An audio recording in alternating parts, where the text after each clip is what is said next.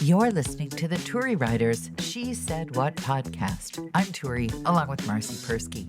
In this installment, lots more reasons to lie when you're married. Also, religion can save you from household drudgery, the obsequious Alexa, and Home Depot versus the baked potato. Well, I've discovered a second category of lying that I need to do in my marriage. Okay, I didn't know there was a second category. The first category of lying that I must do in my marriage is because the spousal unit has difficulty with time. It's kind of like some people are colorblind. Yeah. And some people just cannot count how long anything will take. Everything in the spousal units world is 10 minutes. It doesn't matter. Read Moby Dick, 10 minutes. So if I want to be someplace on time, I must lie about the time. And that's been the history of my marriage now for some decades. But I've discovered another category of lying. Uh-oh. Yes, if you have a category of lying in your marriage, you will understand this. I don't know that you do, but the next category of lying is if I really need to get something done around the house, something fixed or improved, the thing that I must say is that company is coming. Okay. Whether anyone is coming or not, I must say that company is coming. It doesn't matter if I need, something fixed in the kitchen because someone is coming for coffee, or if I need the entryway painted because people are coming from overseas. If people are coming, that seems to be a set of urgent time limits that the spousal unit can comprehend. I'm not sure that that's a lie. That could just be expanding on the whole setting the table for Elijah at Passover. That's right. That's right. And people who are born again Christians can also understand this because, after all, Jesus is coming. That's right. See, it's not really a lie. It's just expanding the truth a little. Yeah, there's a whole sect of Judaism that believes that the Messiah is coming any minute. And for this reason, it is believed that they do not adequately maintain their properties because why bother if the Messiah is going to show up any day? See, now you've given everybody's husband a reason to not do stuff because the Messiah is coming. I don't have to mow the lawn. The Messiah is coming. Henceforth, only atheists will have to mow their lawns. Well, we have mucho animals that maybe I don't have to feed anymore because the Messiah is coming. That's right. All those people who hand you literature on the street or try and put tefillin on you if you're a guy, I don't know why they don't make better use of this as a selling point. Don't clean your gutters, the Messiah is coming. If you're a person who simply wants to lie around for the 7,864th hour watching World Cup soccer, you could just say, no, I actually don't need to pull the weeds out of the garden because the end times are coming. Well, can I not pay any bills? Some And people don't. When they call, I'll tell them, well, Jesus is coming, so just hold my money, honey. Actually, when I was working in Oregon, one day, I believe it was the morning show producer who didn't show up. I said, well, what happened to the morning show producer? And they mentioned some famous West Coast end times preacher who had decided that the end of the world was coming. And so the morning show producer had vamoosed up to Idaho to live surrounded by canned soup.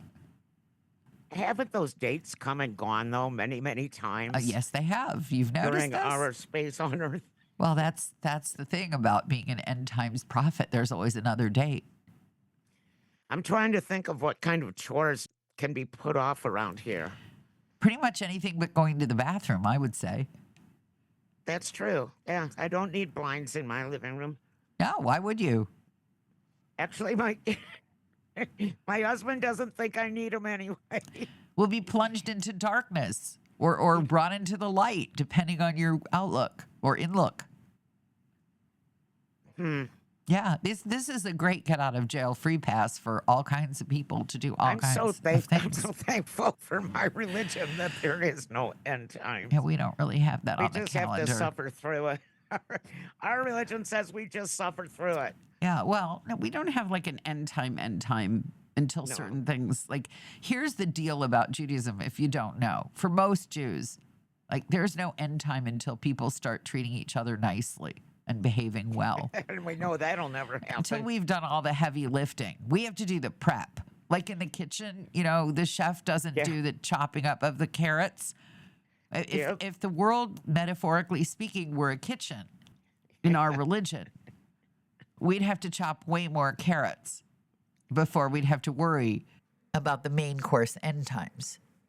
And you and I, right now, neither one of us are chopping any carrots. Not Since in our this- dominant arms.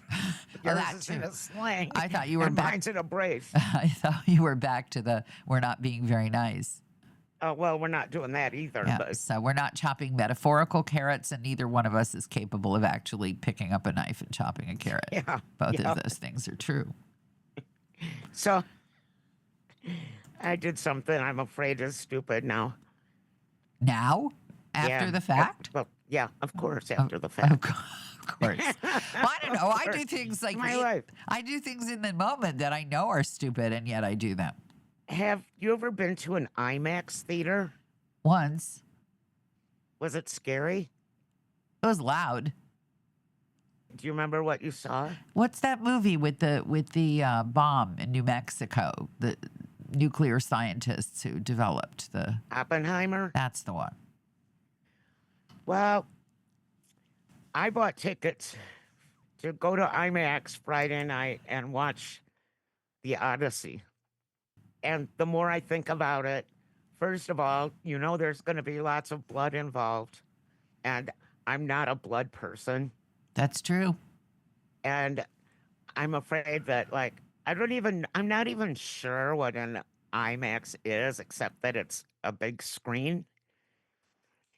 With But, a lot of speakers placed in places that you would expect people would be if what you were seeing on the screen is where you were. I'm thinking now I'm going to have to pack earphones and a sleeping mask. sit in the IMAX because I'm afraid to go, and I can't tell him I'm afraid to go because he will laugh at me for the next 20 years. He's already been laughing at me for the last 20 years. Now I'm expanding that by being afraid of IMAX. Well, it depends what you see in IMAX. Well, The Odyssey. Yeah, it's a very violent Greek story. I mean, that I for sure remember is true. reading it, Yeah. and I doubt that they're gonna tone it down for me. Here's a terrible thing about growing old. The original Odyssey is written in something called iambic pentameter. Da-dum, da-dum, da-dum, da-dum, da-dum, da-dum, da-dum, right? Okay? And I know that I know parts of the Odyssey that I had to remember. But my brain, oh God, this is so embarrassing.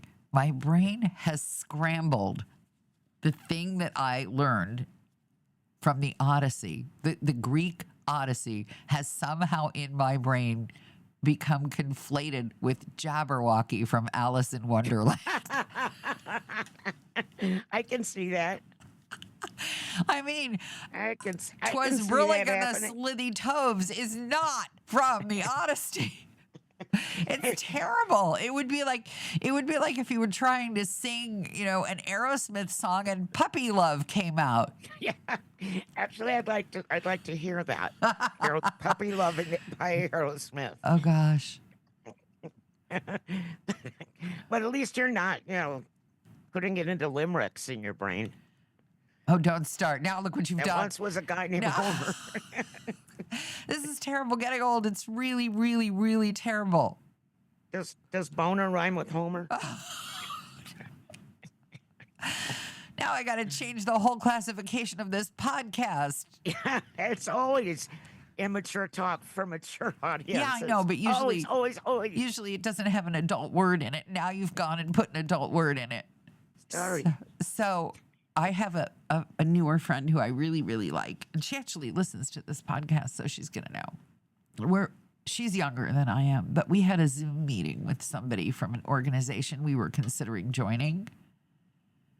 And so he's somewhere on his end of Zoom back east, and she and I are in different parts of the city of Chicago, and I'm listening to this guy, and I text her and say, this is not satisfactory. And she texts back, agreed. And after the meeting, we get off the phone and we decide that this person, the professional sent to us by this organization, knows nothing. Now, there was a time when I would have assumed that a professional in an organization who was hired to do a particular job knew the job and the No, organization. it's like going to Home Depot. Nobody knows where anything is. That's right. Now I've decided that basically the world is a giant Home Depot staffed with people who 5 minutes ago were helping you pick a nail polish at this beauty salon. No, that you're just realizing that. Well, I keep finding it again and again and again. It's very distressing. What if you went into the emergency room in triage and the person who was assessing whether or not you were in imminent danger had 5 minutes earlier been working at, say, Home Depot? Yeah, Home Depot. I don't know where anything is. Right. Is that your heart? Is that your ankle? What is that? I just, kind of along those same lines, I just read an article this morning in the New Yorker Yeah. about a family, and this is true. All they do is talk to Alexa. Like, since Amazon has come out with Alexa Plus, which I guess is an AI chatbot, New and improved Alexa? I guess. I didn't use old Alexa, but I use Alexa only to find something on my TV every now and then usually it answers back saying, that is disabled on this channel, in that kind of a voice. Oh. So that's the only time I use Alexa. But this whole family, like the mom and the kids, they have an Alexa in every single room of their house. And they don't do anything without consulting AI Alexa Plus. And they've changed her name. They call her Sapphire. And it's, I don't understand this at all. And they live in a city. They are not like isolated. They're not at the top of the mountain. Wait. What do they ask Alexa to do in every room? Like, she can't make your bed. The mom asks Sapphire parenting questions and tells Sapphire all her secrets. And she's pretty much given up all her friends because she'd rather talk to Sapphire. Oh, because the Alexa, all of these apps are obsequious. This is the judgment on all of them. They want you to like them and please you and be happy. Yep. So if you say, is it okay to let my child eat nothing but potato chips if I put yogurt in the onion dip for a month? Alexa would say, yo, that's a lovely idea. Exactly. Yeah, and that's... these are like educated people. No, they're not. They've gotten so addicted to talking to a fake person. Well, okay, let's backtrack a little bit. First of all, when you said Alexa Plus, I couldn't help but imagine Alexa as a plus size Alexa. So I imagined Alexa with like a 42 double D bra and some ample hips. And in our house, that would go over pretty well. But then the part where you just, you're an educated person and you're consulting Alexa, where is it written that educated people have any country common sense at all? When I was dating, for some reason, I was fixed up with some highly educated people, and some of them were really sharp cookies, and some of them were real dopes. There was one guy I was fixed up with. He was a smart guy. He was at Harvard getting, I think, an advanced degree in something or other. We went on a date where he ate steak and potatoes, and he informed me that that was all he ate, was steak and potatoes. Now, this is an educated guy, and this is a smart guy, and apparently he lacked the prescience to see that eventually if you eat nothing but steak and potatoes, you come to resemble a potato, and he was well on his way. And that is a very educated person who's dumb as a box of rocks. So, well, see, I mostly went for the grocery store bag guys with nicknames like Snake. So this is the kind of stuff that really if you wish your 16-year-old would talk to you, and then when they talk about stuff like this, you're like, no, Never shut mind. up. Just I don't want to hear any of this. No, Go tell Alexa. that's right. Wear a condom and tell Alexa.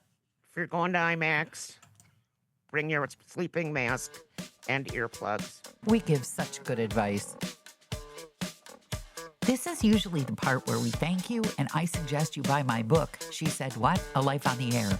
But we have decided that at least one of you deserves some sort of prize for listening.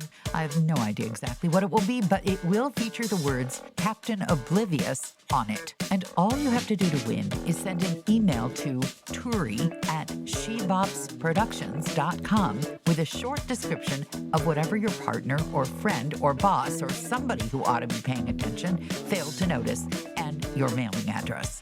Marci and I will pick out the best one, and that will be the winner. You have until August 31st, 2026 to enter, and you have to live in the USA because I don't send things over borders. Good luck.